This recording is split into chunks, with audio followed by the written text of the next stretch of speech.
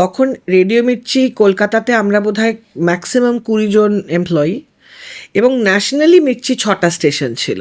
আচ্ছা, যখন আমি ছেড়েছি তখন মির্চি কলকাতায় প্রায় 50-60 জন এমপ্লয়ি, ন্যাশনালি আমরা প্রায় 40টা স্টেশন।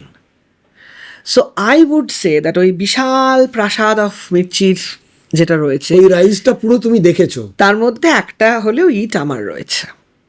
এবং এখানে বলতেই পারি যে 6 বছর রেডিও মির্চিতে আমি যেহেতু প্রচুর কাজ করার সুযোগ পেয়েছিলাম, কারণ আমরা ওভাবেই তৈরি হয়েছিলাম।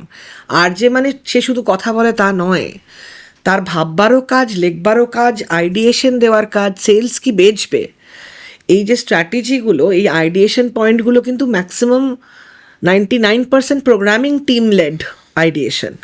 তো ওই যে ওখান থেকেই কিন্তু so Mirchi became the agency for me.